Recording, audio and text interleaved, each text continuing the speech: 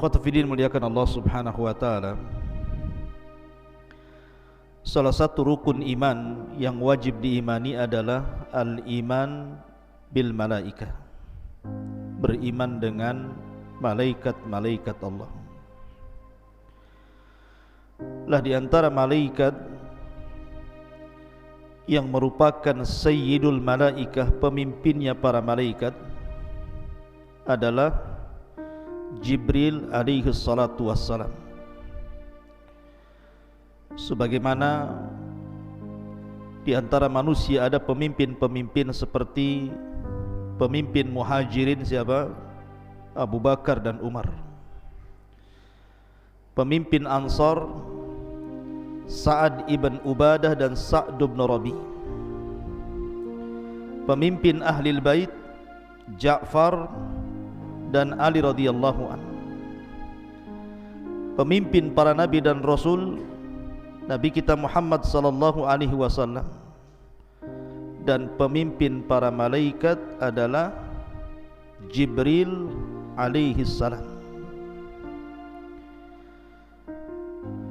Lah Jibril alaihi salatu wassalam disebutkan 3 kali dalam Al-Quran. Dan salah satu nama Jibril alaihi salatu wassalam adalah Ruhul Amin. Sebagaimana Allah mengatakan dalam surah Asy-Syu'ara, nazala bihi Ruhul Amin. Kenapa Jibril kemudian diberikan laqab atau gelar dengan Ruhul Amin, ruh yang sangat amanah? Ada yang mengatakan bahwa dikatakan Jibril dengan sebutan ruh, dan itu selalu dalam Al-Quran, seperti dalam surah Al-Qadar, tanazzalul malaikatu waruh. Kenapa selalu disebut kalimat ruh, gelar daripada Jibril, sehingga ada istilah Ruhul Kudus? Kata para ulama, summiya atau summiya ruhan li'anna nufusa tahya bihi kama tahya bil arwah.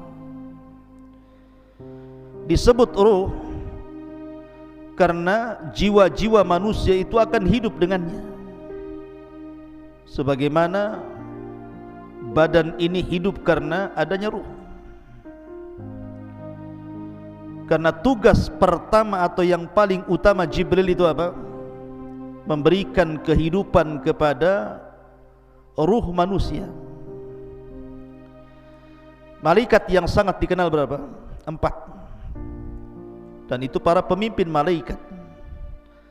Pertama Jibril, yang kedua Mikail,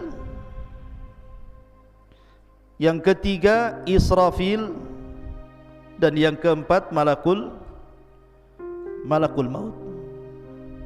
Ini pemimpin malaikat namanya: Jibril, Mikail, Israfil, Malakul Maut. Kalau cerita tentang alam hati, maka Jibril lah malaikatnya yang menguasai alam hati. Jibril lah malaikatnya, karena Jibril itu tugasnya menurunkan wahyu, dan wahyu itu menghidupkan hati-hati setiap manusia. Kalau bercerita tentang alam dunia, maka bercerita tentang Israfil, karena Israfil lah yang menurunkan hujan sehingga hidup seluruh alam dunia ini. Karena waja'alnal ma' likulli syai'in hayyin, kami jadikan air itu segala sesuatu jadi hidup.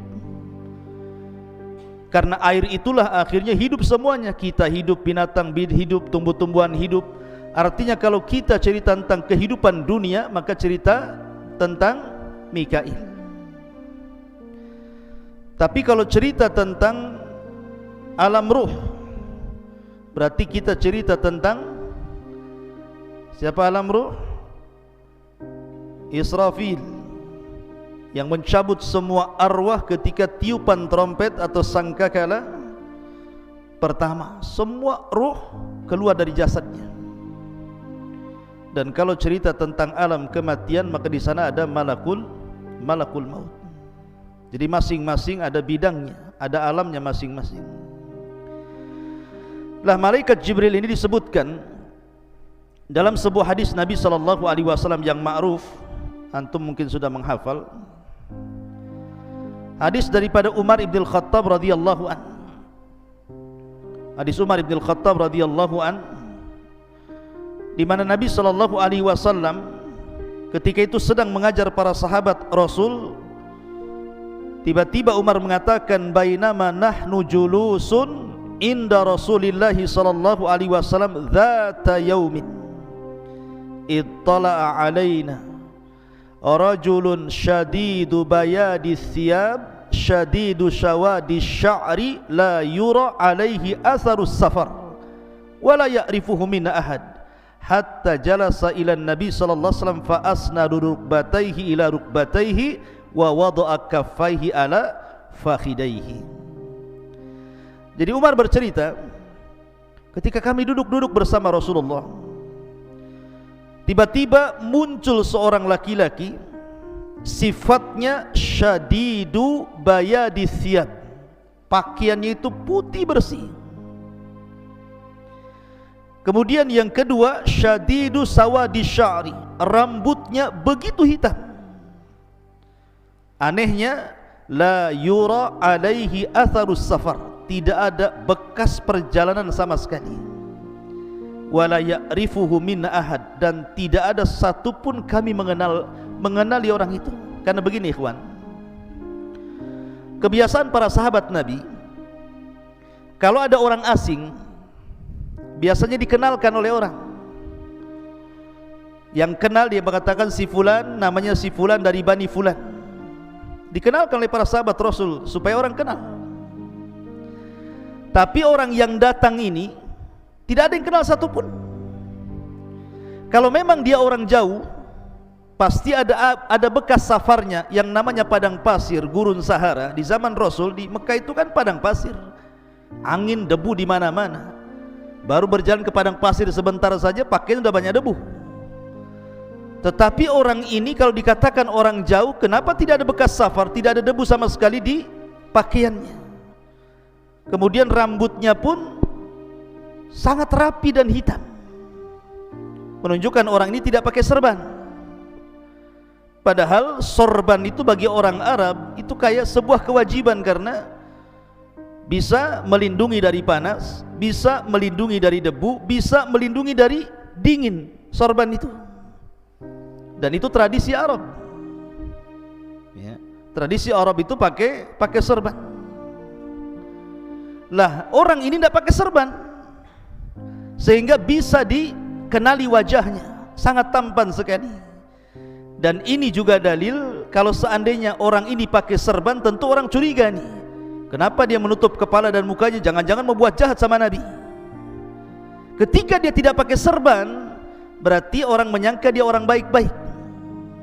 Karena sahabat bisa mensifati pakaiannya bersih, rambutnya hitam, menunjukkan tidak pakai tutup kepala. Tapi kalau memang dia orang dekat, kenapa nggak ada yang kenal? Kan aneh jadinya. Kalau orang jauh kenapa pakaiannya rapi, kalau orang dekat kenapa nggak ada yang kenal? Yang lebih mengherankan lagi, langsung menemui Nabi SAW, fa asnada rukbatayhi ila rukbatayhi wa wada'a kaffaihi ala fakhidaihi. Lutut dia dengan lutut Nabi itu ditemukan, kemudian tangan dia diletakkan di paha Nabi seperti ini. Tiba-tiba bertanya, ya Muhammad. Penampilannya rapi seperti thalabul ilmi, tapi bahasanya kayak orang Badui. Karena biasanya kalau sahabat Rasul tidak pernah mengucapkan ya Muhammad.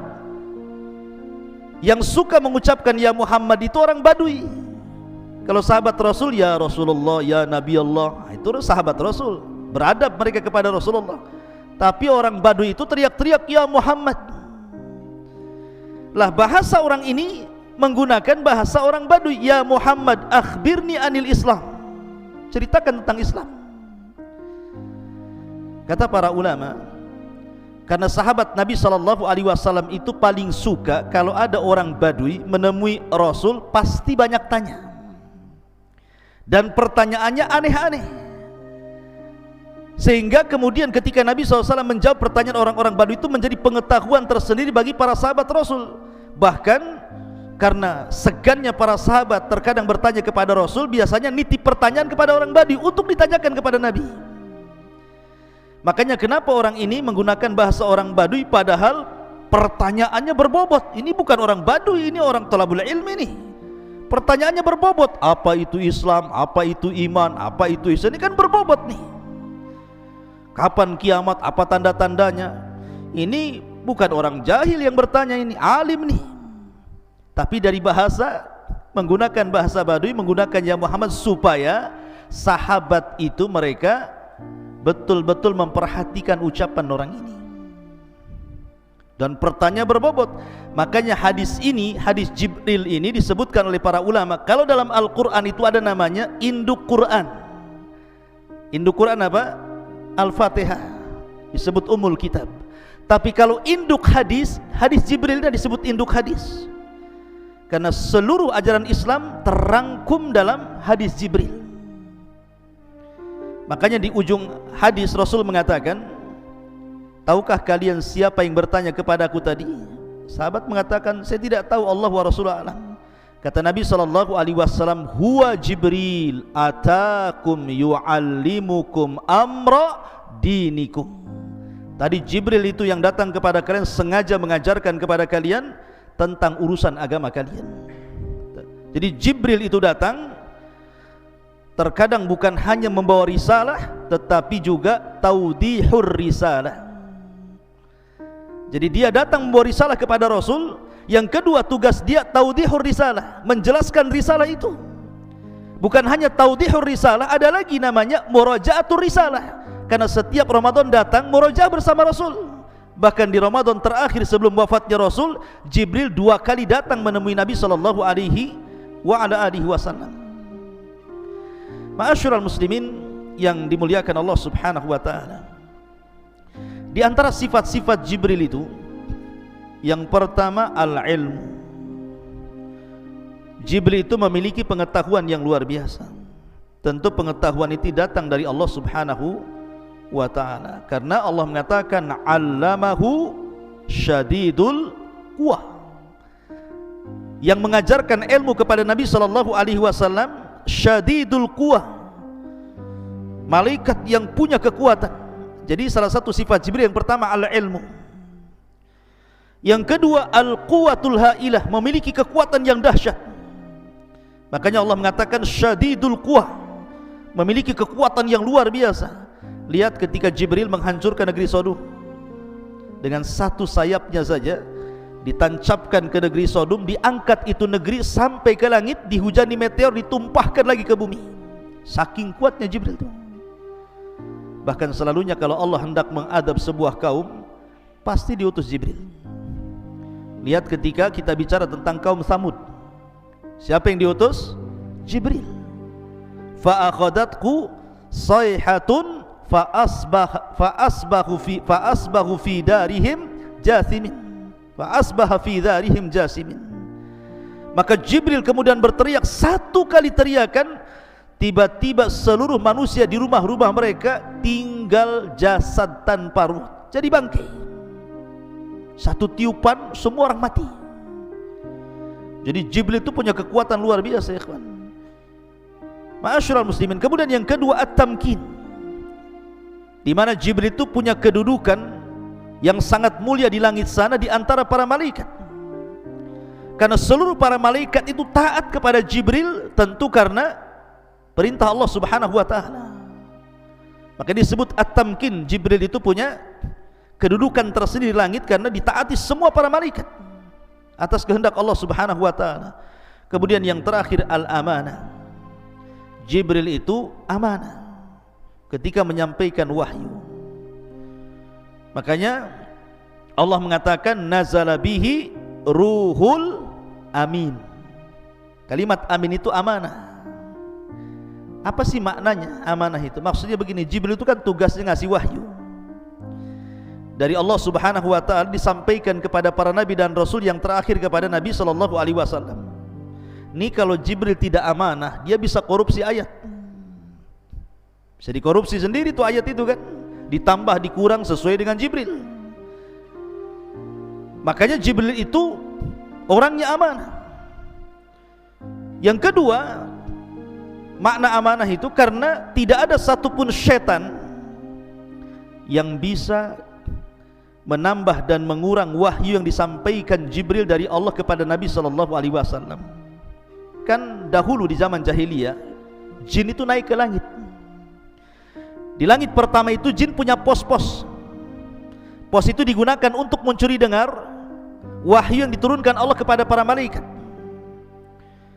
Tetapi setelah diutusnya Nabi SAW dan Jibril turun menyampaikan wahyu, tidak ada satupun syaitan yang mampu naik ke langit. Kenapa? Mereka tidak berani dengan Jibril. Selain amanah, dia punya kekuatan masalahnya. Sehingga kemudian iblis merasa heran, kenapa anak buahnya tidak bisa naik ke langit. Maka diutuslah pasukan-pasukan untuk mencari kabar ada apa.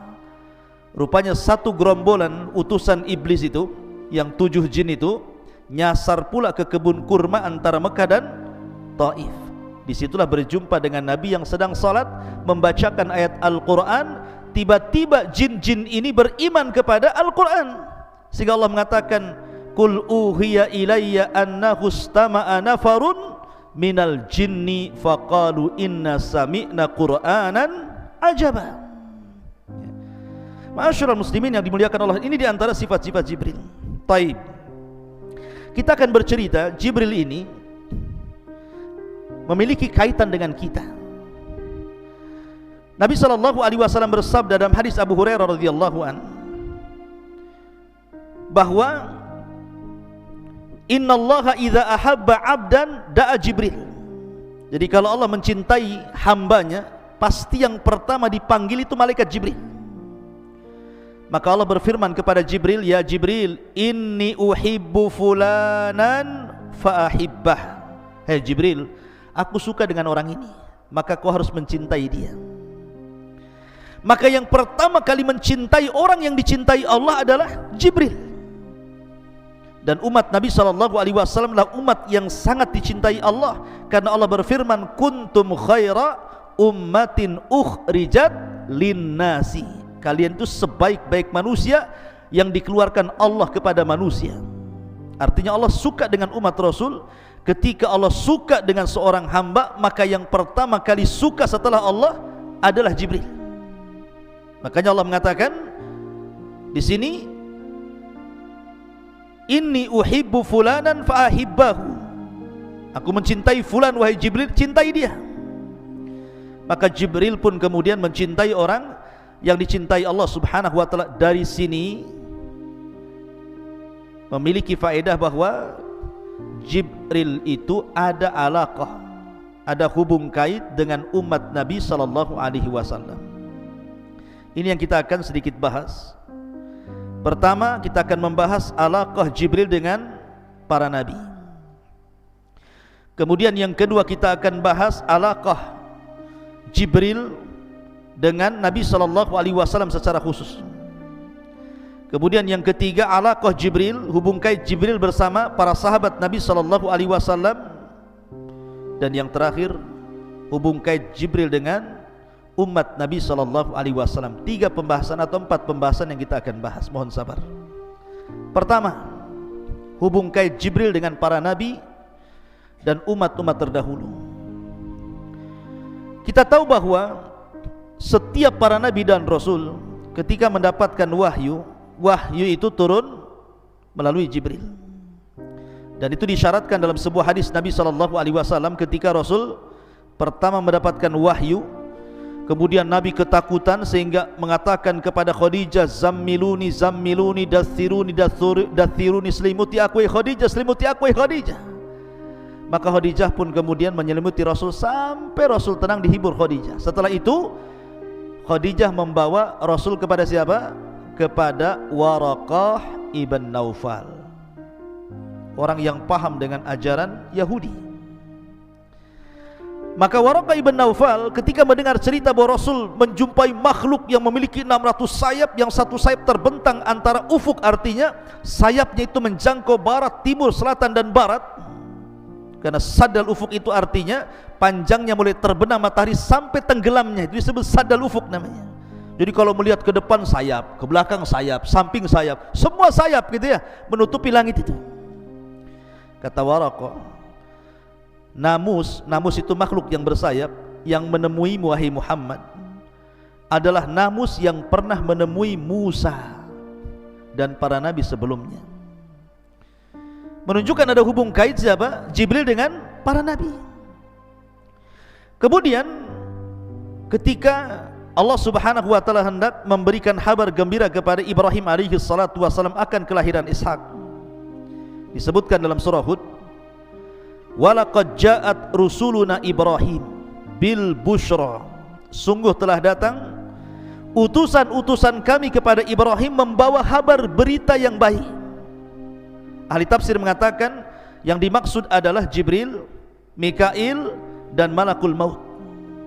3 malaikat ini datang menemui Ibrahim dalam bentuk manusia, datang kepada Ibrahim memberikan kabar gembira. Qalu, mereka mengatakan salaman. Qala salamun, mereka mengatakan keselamatan, mengucapkan salam, maka dibalas Ibrahim juga keselamatan. Fama labitha anja'a bi'ijlin hanid, karena Ibrahim itu adalah orang yang pertama kali menjamu tamu. Ibrahim itu punya peternakan unta khusus untuk tamu. Saking karomnya, kaya Ibrahim itu, dan dia karom, dermawan. Dia punya peternakan unta bukan untuk dijual. Jadi unta itu diternak hanya untuk menghormati tamu. Kalau ada tamu satu, disembelih satu unta. Nanti lagi ada tamu, sembelih lagi satu unta. Kan enak antum kalau bertamu kayak orang kayak begini. Bertamu yuk ke Abu Merah, dia banyak tuh kambingnya. Jadi enak. Ibrahim itu mengajarkan apa? Ikram dhaif. Makanya Nabi SAW kemudian mengatakan, man kana yu'minu billahi wal yaumil akhir falyukrim dhaifahu. Siapa yang beriman kepada Allah dan hari akhir, hormati tamunya. Lah setelah kemudian Ibrahim bersegera menyembelih seekor unta, memasaknya, setelah matang, sudah enak, siap santap, siap makan, dihidangkan kepada tamu-tamunya ini. Ibrahim tidak tahu kalau itu malaikat. Malaikat gak makan, gak minum, gak berak, gak macam-macam gitu ya. Kata Ibrahim, silahkan makan. Tidak dipandang makanan itu, mata mereka justru memandang wajah Ibrahim. Suruh minum, tidak dipandang minuman itu, justru pandangan mereka memandang kepada wajah Ibrahim. Ibrahim sudah tua, ketakutan, ini jangan-jangan orang jahat nih. Suruh makan malah ditatap pula saya, katanya. Jadi Allah Subhanahu wa taala mengatakan, falamma ra'a aydiyahum la tasilu ilaihim nakirahum wa aujasa minhun khifah. Ketika tangan-tangan orang-orang itu tidak mau menyentuh makanan sama sekali, mulai Ibrahim ketakutan nih. Ini jangan-jangan orang jahat nih ya. Kemudian mereka pun mengatakan, la takhaf, jangan takut wahai Ibrahim. Inna arsalna ila qaumi lutin, kami diutus oleh Allah untuk menghancurkan kaum Lut. Kemudian wa mra'atuhu qa'imatan fadhahikat fabasyarnaha bi Ishaq wa min wara'i Ishaq Yaqub, dan juga menghabar gembirakan kepada Ibrahim akan kelahiran Ishak dan juga anak Ishak Yaqub. Tiba-tiba perempuan Ibrahim, istrinya Ibrahim, Sarah ini bangkit kemudian tertawa senang. Udah lama tidak punya anak, tiba-tiba datang utusan Allah menghabarkan akan kelahiran Ishak dan juga cucunya Yaqub. Ma'asyiral muslimin, dari sini ada hubung kait antara Ibrahim dengan para nabi. Kemudian juga kisah ketika Maryam keluar buang hajat, fatakhadat min dunihim hijaban, maka Maryam pun berusaha menjauhi manusia karena ingin melakukan buang hajat. Kemudian fa arsalna ilaiha ruhana, Allah mengutus kepada Maryam itu ruh kami, maksudnya Jibril, fatamatsala laha basharan sawiya, maka Jibril pun membentuk laki-laki yang sangat tampan, kemudian menghadang Maryam. Maryam ini wanita yang menjaga kehormatan, tidak mungkin tergoda oleh laki-laki siapapun. apalagi yang bukan mahramnya. Lain dengan wanita hari ini, baru kenal di Facebook saja sudah janjian gitu ya. Hei sayang gitu, baru gitu saja udah kelepek-kelepek ya. Kenapa? Karena wanita-wanita sekarang ini pemain sinetron semuanya. Wanita-wanita jalanan, wanita-wanita nggak jelas, makanya digoda sedikit saja mudah ditipu gitu. Maryam ini wanita afifah, menjaga kehormatannya, sehingga dia mengatakan qalat inni a'udzu birrahman in kunta taqiyya, aku berlindung kepada Ar-Rahman, Allah Azza wa Jalla, darimu jika engkau orang bertakwa. Menunjukkan bahwa Jibril yang datang kepada Maryam dalam bentuk yang sangat baik dan tampan, tidak kelihatan orang jahat. Sebab kalau Jibril itu datang kepada Maryam dalam bentuk orang jelek, orang jahat, pasti Maryam tidak akan mengatakan in kunta taqiyya. Pasti Maryam mengatakan a'udzubillahirrahman minka in kunta syaitan, kan gitu. Pasti dibilang setan kan itu. Ketika taqiyya itu menunjukkan bahwa malaikat Jibril dalam bentuk yang sangat tampan, indah dan sopan. Maka barulah kemudian orang tampan jelmaan Jibril baru ngaku dan mengatakan qala innama ana rasulu rabbik li ahabalaki ghulaman zakiyya. Jangan takut wahai Maryam, aku Jibril, diutus oleh Allah untuk menghabarkan bahwa engkau akan mendapatkan anak yang sangat suci, Isa bin Maryam. Di sini juga ada hubung kait Jibril dengan Maryam, Jibril dengan Ibrahim, Jibril dengan Lut tadi ya, dan begitu seterusnya. Ini yang pertama, bahwa Jibril ada hubung kait dengan para nabi dan juga orang-orang saleh di zaman sebelum Nabi SAW. Kemudian yang kedua, hubung kait Jibril dengan Nabi SAW. Ma'asyiral muslimin yang dimuliakan Allah Azza wa Jalla, Jibril itu senantiasa membimbing Rasul. Terkadang Nabi SAW ditanya tentang sesuatu tidak bisa jawab, maka dia menanti-nanti Jibril tentang jawabannya. Seperti umpamanya orang-orang musyrik datang ke Madinah menemui ahli kitab, kemudian mengatakan di Mekah itu ada orang ngaku nabi loh, gimana cara menghadapinya? Kata orang-orang Yahudi Madinah, sini saya kasih soalan kamu, tanya kepada orang yang ngaku nabi di Mekah itu. Kalau dia sanggup menjawab, memang dia nabi. Kalau dia tidak sanggup menjawab, dustakan kenabiannya. Kata orang-orang musyrik, apa pertanyaannya? Satu, tanyakan tentang seorang laki-laki yang keliling dunia selama 500 tahun berdakwah kepada tauhid, bagaimana kabarnya? Yang kedua, tentang anak-anak muda yang terjerembab dalam gua yang sangat menakjubkan kisahnya, bagaimana ceritanya? Kemudian yang ketiga, tanya tentang ruh, apa itu ruh? Oh, orang-orang musyrik senang. Oh, ini bisa jadi bahan olok-olokan kepada Rasul, karena yakin tak mungkin dia dapat jawaban, dan mereka sudah dapat kunci jawabannya.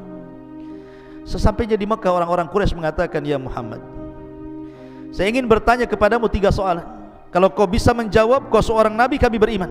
Kalau kau tidak bisa menjawab, kau ini nabi KW ya, nabi enggak jelas, kami dustakan kenabianmu. Kata Nabi SAW, baik saya akan jawab, baik saya akan jawab godan besok. Rasul lupa mengucapkan insya Allah. Dengan sebab lupa mengucapkan insya Allah, lewat hari pertama Jibril tak turun, lewat hari kedua Jibril tak turun, 1 minggu Jibril pun tak turun, 2 minggu Jibril tak turun, 3 minggu tak turun juga, hampir 1 bulan Nabi sudah sesak dadanya. Sebab kalau tidak ada jawaban, pasti mereka akan mendustakan dia. Dan itu menunjukkan bahwa Rasul tidak pandai-pandai menjawab. Memang dia tidak punya pengetahuan tentang soalan itu. Dia tetap menunggu Jibril turun. Akhirnya Jibril turun setelah 1 bulan, kemudian menurunkan surah Al-Kahfi, menjelaskan tentang adapun soalan yang pertama, dialah Raja Dzulqarnain. Dijelaskan dalam surah Al-Kahfi sejarah Dzulqarnain. Adapun tentang anak-anak muda yang terjerembab dalam gua, itulah Ashabul Kahfi. Adapun ruh, katakan ya Muhammad, yas'alunaka anil ruh qulir ruhu min amri rabbi. Jadi Jibril datang kepada Rasul dalam rangka apa? Membimbing Rasulullah. Makanya kenapa ketika Nabi SAW masih kecil, disusui siapa? Halimah Sa'diyah di Bani Sa'diyah, kan gitu ya. Nah, Nabi ini masih kecil, tiba-tiba Jibril datang dengan 2 malaikat. Ditangkapnya Rasul kecil ini, tiba-tiba dibelah dadanya, kemudian diambil jantungnya, kemudian dicuci dari air zam-zam di bejana emas, kemudian dimasukkan lagi, kemudian dijahit lagi, ada bekas jahitannya. Dan itu operasi pertama dalam sepanjang sejarah manusia. Maka anaknya Halimah Sa'diyah ketakutan, lari dia melaporkan kepada ibunya.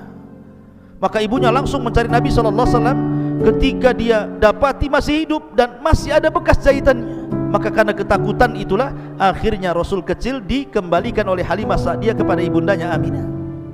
Lihat, sejak kecil saja Jibril sudah membuang kotoran-kotoran hati dari dada Nabi SAW. Dan pembelahan dada itu 2 kali, ketika di Halimah Sa'diyah dan ketika peristiwa Isra dan Mi'raj, dibelah lagi oleh malaikat. Ma'asyiral muslimin yang dimuliakan Allah Azza wa Jalla. Lah, Nabi SAW ini biasa kalau berjumpa dengan Jibril itu, Jibril pasti akan membentuk dirinya dengan bentuk yang sangat tampan, tidak pernah membentuk dengan orang yang sangat menakutkan. Makanya biasa yang dipilih Jibril ketika berjumpa dengan Rasul, pasti dia akan tasyakul, beralih rupa seperti sahabat namanya Dihyatul Kalbi. Jadi ada seorang sahabat namanya Dihyatul Kalbi, orangnya tampan sekali, sangat tampan. Jadi Jibril kalau menemui Rasul pasti menyerupai Dihya. Sampai suatu hari Nabi sedang berbincang-bincang dengan Dihya. Kemudian Aisyah radhiyallahu anha melihat dari kejauhan. Heran Aisyah, kenapa kok lama kali Rasul berbincang dengan Dihya, dan selalu. Sehingga setelah kemudian Rasul berdialog dengan Dihya, Aisyah radhiyallahu anha bertanya, "Ya Rasul, inni ra'aituka waqifan amama Dihya." Aku melihat kau ini berada di depan Dihyatul Kalbi kemudian berbicara.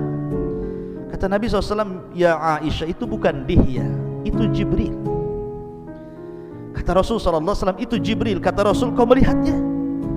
Kata Aisyah, "Iya, saya melihatnya dengan kedua mata saya." Ingat, tidak ada wanita di zaman Rasul yang pernah melihat malaikat dalam bentuk alih rupa menjadi manusia kecuali Aisyah.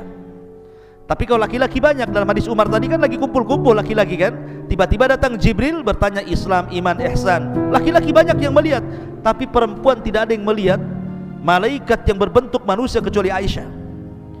Makanya Nabi SAW mengatakan, karena engkau telah melihat Jibril wahai Aisyah, engkau akan mengalami kebutaan di akhir hayatmu. Maka setelah Aisyah kemudian tua, meninggal Nabi SAW, betul Aisyah menjadi buta. Sebelum wafatnya Aisyah buta. Dengan butanya Aisyah mencari-cari barang di rumah. Ini ada barang nih. Maka dia panggil pembantunya, tolong sedekahkan barang ini ke Bani Fulan. Dicari-cari lagi, dapat lagi barang, tolong yang barang ini sedekahkan ke Bani Fulan. Setiap hari sampai akhirnya ludes, tidak ada barang di rumahnya karena disedekahkan. Ketika Aisyah sudah tidak bisa lagi menemukan barangnya karena buta dia bertanya kepada khadimnya, masih ada lagi barangku untuk saya sedekahkan? Kata pembantunya, "Ya Aisyah, ya Ummul Mukminin, kenapa kau habiskan hartamu untuk bersedekah?" Maka Aisyah radhiyallahu anha mengatakan kepada pembantunya, "Ingat, wal akhiratu khairun wa abqa." Akhirat itu jauh lebih baik dan lebih kekal. Akhirnya Aisyah meninggal dalam posisi rajin bersedekah.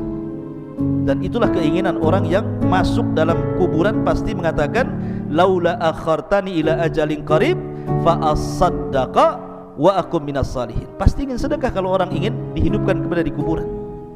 Jadi Rasul itu kalau berjumpa dengan Jibril selalu dalam bentuk Dihyatul Kalbi, dan selalunya di kamar Aisyah radhiyallahu anha.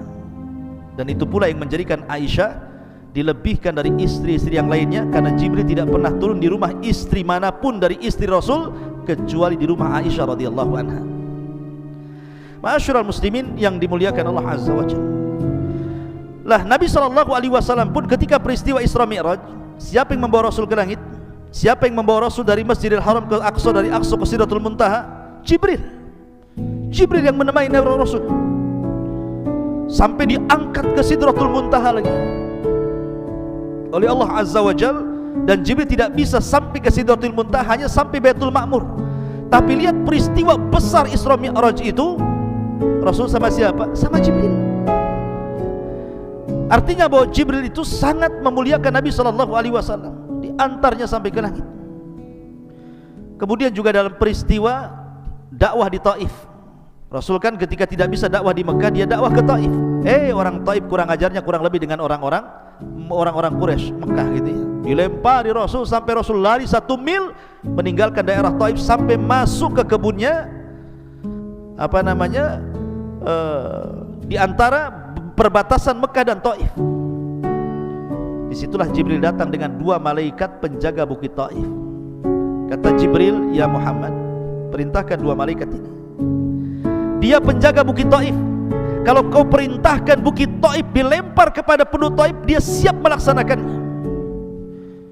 Kalau antum di posisi Nabi SAW, pasti antum mengatakan lempar saja, kurang ajar orang itu, ya kan? Tetapi Nabi SAW itu penyabar, ulul azmi. Makanya Rasul mengatakan, Allahumma hdi biqaumin fa innahum la ya'lamun. Tidak ya Rabb, tidak ya Jibril, jangan kau lempar bukit-bukit itu kepada mereka. Mereka melakukan sesuatu kepadaku karena mereka tidak tahu aku seorang Nabi. Lihat, Jibril alaihissalam membawa 2 malaikat loh ya, penjaga bukit, siap untuk ditimpakan kepada penduduk Taif. Bahkan ketika Nabi SAW disihir oleh Labid bin Asam selama 6 bulan, bayangkan pengaruh sihir itu sampai 6 bulan. Akhirnya Jibril turun dengan 2 malaikat, kemudian meruqyah Nabi SAW. Dari sinilah turun surat Qul a'udzu birabbil falaq dan Qul a'udzu birabbin nas. Jibril yang meruqyah Rasul. Artinya bahwa Nabi SAW diobati oleh Jibril. Saking sayangnya Jibril kepada Nabi SAW. Bahkan Jibril juga senantiasa menolong Nabi SAW dalam kondisi Nabi SAW butuh pertolongan dalam perang Badar. Rasul dan pasukannya tidak pernah perang, tidak punya pengalaman perang, bahkan tidak pernah berperang. Bahkan pasukannya juga sedikit, sementara pasukan musuh banyak, 314 melawan 1000 dengan peralatan yang tidak lengkap. Tentu manusiawi Nabi SAW takut kalah. Tapi malam itu Nabi beristighatsah kepada Allah. Akhirnya kemudian Allah kabulkan istighatsahnya Rasul. Dikirimnya pertama kali oleh Allah 1000 malaikat dipimpin Jibril, sampai Rasul mengatakan, absyir ya Abu Bakrin, absyir ya Abu Bakar, berbahagialah wahai Abu Bakar, kita akan menang katanya. Keesokan harinya terjadi perang Badar. Bukan 1000 lagi yang turun, khamsati alafin minal malaikati munzilin, 5000 malaikat turun dipimpin Jibril.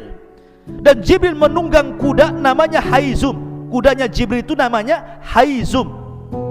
Makanya Jibril mengatakan kaidum Haizum sambil menunggang kuda itu. Jadi kalau antum ditanya siapa nama kudanya Jibril, Haizum namanya. Makanya para sahabat mendengar Jibril mengucapkan kaidum Haizum, ayo lari wahai Haizum, serang mereka. Subhanallah, sebagian orang-orang musyrik melihat tentara yang banyak berkuda putih, menggunakan pakaian putih, di tangannya terhunus pedang-pedang yang mengkilat-kilat. Bagaimana enggak takut tuh? Sahabat belum mencabut pedangnya, kepala mereka sudah melayang. Takut. Akhirnya perang Badar dimenangkan Rasul. Berhasil orang-orang musyrik 70 mati konyol dan 70-nya tertawan. Bahkan Abu Sufyan yang ketika itu berhasil lari dari pertempuran, langsung dia ke Mekah berjumpa dengan Abu Lahab. Karena Abu Lahab ini kan pengecut, tidak mau perang. Dia bayar preman supaya preman itu yang berangkat perang. Abu Sufyan bercerita kepada Abu Lahab, ya Abu Lahab, dalam perang itu aku melihat orang yang berpakaian putih menggunakan kuda putih, di tangannya pedang, kami pun korat-karit gak jelas katanya. Di samping Abu Lahab ada budak yang beriman tetapi menyembunyikan keimanannya. Budaknya Fadl ibn Abbas, budaknya Fadl ibn Abbas. Tiba-tiba dia latah mengatakan, itulah malaikat yang menolong Nabi dan sahabatnya. Geram Abu Lahab, ditamparnya budak itu. Karena budak itu merasa disakiti Abu Lahab, melapor majikannya. Maka Ummu Fadl datang mencari Abu Lahab, diambilnya kayu, dipentungnya kepala Abu Lahab. Kenapa kau menampar budak saya katanya. Tapi di sini Abu Sufyan bercerita bahwa dia melihat malaikat dalam perang Badar. Artinya bahwa Jibril memimpin para malaikat untuk menolong Rasul dalam kondisi terjepit. Saking ketakutannya Rasul, berdoanya juga beda dengan doa-doa yang lainnya, sampai dia mengatakan Allahumma in tahlik hadhil isabah falan tu'bad abada. Ya Rabb, kalau kau hancurkan kelompok yang sedikit ini, enggak akan ada yang lebih yang menyembah kamu ya Rabb. Ya, sampai khawatirnya Rasul. Makanya Allah turunkan Jibril.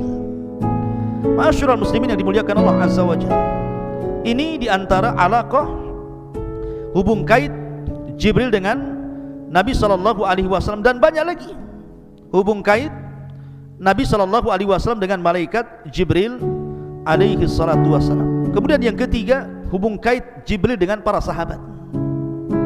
Ketika Nabi SAW berhadapan dengan orang-orang Quraisy, orang-orang Quraisy ini jago syair. Dan orang dulu syair itu, para pujangga-pujangga itu, mereka akan debat dengan syair. Mungkin kalau orang Melayu ini berbalas pantun seperti itu ya. Jadi, dan syair itu merupakan media di zaman itu, sama dengan YouTube, televisi, itu disebut syair di zaman itu. Dan hebat luar biasa syair-syairnya orang-orang Arab kafir itu. Maka Nabi SAW punya tukang syair namanya Hassan ibn Thabit. Itulah tukang syairnya Rasul, Hassan ibn Thabit. Apa kata Rasul? Ya Hassan, uhzum fa inna ma'aka Jibril. Ya Hassan, uhzum fa in la takhaf fa inna ma'aka Jibril. Serang dengan syairmu hai Hassan, maka Jibril akan membantumu untuk mengalahkan syair mereka, katanya. Akhirnya Hassan tiba-tiba lancar syairnya karena ada Jibril di situ. Itu ada alaqah antara Jibril dengan para sahabat Nabi SAW. Termasuk juga ada alaqah, ada hubung kait antara Jibril dengan umat Nabi SAW sampai hari ini, bahkan sampai kiamat dibangkitkan. Walaupun Jibril bertugas menurunkan wahyu, bukan berarti dengan wafatnya Rasul Jibril tidak pernah turun ke bumi, tidak. Bahkan setiap tahun Jibril turun ke bumi. Kapan? Inna anzalnahu fi lailatul qadr wa ma adraka ma lailatul qadr, lailatul qadri khairu min alfi syahrin tanazzalul malaikatu waruh. Lihat, malaikat-malaikat dan ruh Jibril turun setiap Lailatul Qadar. Untuk siapa itu? Untuk kita. Malaikat-malaikat sampai jumlah yang turun ke bumi itu lebih banyak dibandingkan jumlah kerikil yang ada di permukaan bumi. Aktsar min adadil hasa. Yang memimpin siapa? Jibril. Menebarkan ketenangan, rahmat di mana-mana. Makanya malam itu malam terbaik. Ya kan? Jadi ada hubung kait Jibril dengan umat Islam, dengan kita-kita ini. Kita tidak pernah ditinggalkan Jibril, karena setiap tahun turun di malam Lailatul Qadar. Dan Nabi SAW pernah berjumpa dengan Jibril itu 2 kali dalam bentuk aslinya. Pertama di Gua Hira. Makanya kemudian Nabi SAW ketakutan gitu kan, melihat Jibril. Gak pernah sebelumnya melihat ada makhluk bersayap 600, besarnya itu sadal ufuk gitu kan.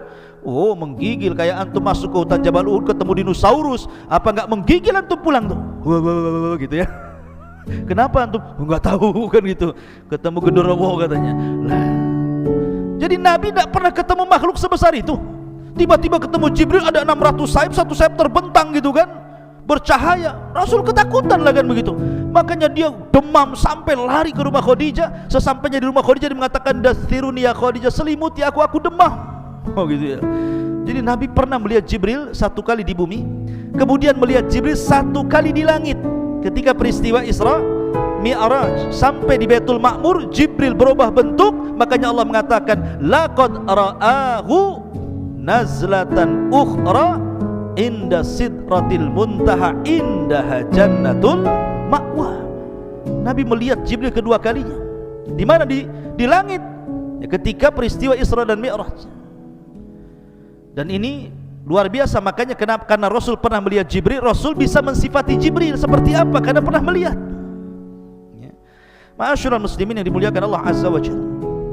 Kemudian Jibril juga ikhwan, selain ditugaskan untuk menurunkan wahyu, dan ketika Allah berfirman, yang pertama kali mendengar wahyu siapa? Jibril.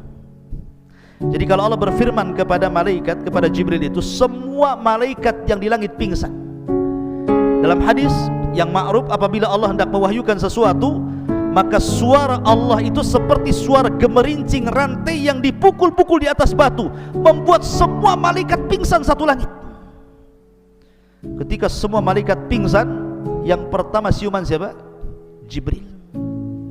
Jibril yang pertama siuman, kemudian dipanggil oleh Allah Azza wa Jalla. Kemudian Allah memberikan tugas-tugas kepada para malaikat lewat Jibril. Maka setelah Allah berfirman kepada Jibril, tiba-tiba semua malaikat bangun dari pingsannya.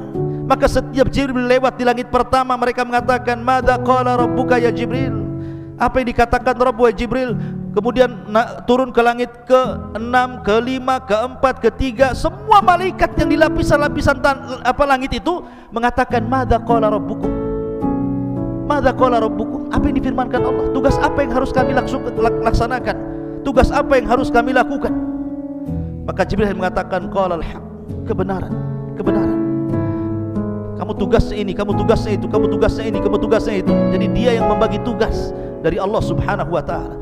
Inilah perkataan Jibril apabila sedang kemudian menyampaikan wahyu kepada para malaikat. Nah ini jin-jin ini yang berada di langit pertama, di tempat maqaidus sam'i, pos-pos pencuri dengar itu, kalau dia mendengar satu kalimat dari Jibril yang disampaikan kepada para malaikat di lapisan langit-langit itu, langsung diambil, kemudian disampaikan ke jin yang di bawahnya, jin yang di bawahnya, jin yang di bawahnya. Karena jin kalau naik ke maqaidus sam itu seperti orang panjat pinang. Jadi begini ya, sampai ke langit. Jadi yang dari sana kalau dapat kalimat disampaikan ke jin yang di bawahnya, ke bawahnya, ke bawahnya, ke bawahnya, ke bawahnya, sampai ke yang di bumi. Yang di bumi ini sudah banyak macam-macam dustanya. Jadi kalau satu kalimat, kemudian jin yang berantai sampai ke langit itu 1000, maka yang benar satu, yang dusta 999 kalimat. Bayangkan coba. Jadi kalau seandainya ini jinnya 1000 jin, berarti yang benar itu satu kalimat, yang 999 kalimat itu dusta. Lah dari sini jin yang di bumi mulai berbisnis dengan dukun. Akhirnya habar itu dibeli sama dukun, kemudian dukun dijual ke pasien. Maka di sini namanya silsilah dusta, ikhwan. Bagaimana mungkin dari 1000 kalimat satu yang benar 999 dusta? Makanya dukun itu pendusta, dia hanya menjual kabar dusta. Jadi dukun itu dikibuli jin, sementara orang yang datang ke dukun dikibuli dukun. Makanya silsilah kibul mengibul namanya. Paham antum? Itu silsilah kibul namanya. Ya. Kenapa kemudian percaya pula sama dukun? Ya, masyarul muslimin. Jadi tugasnya itu seperti itu Jibril. Tapi ada tugas lain. Contohnya umpamanya, kalau ada orang yang akan dilahirkan, diciptakan Allah, orang ini orang mulia, maka yang meniupkan ruh bukan malaikat ruh.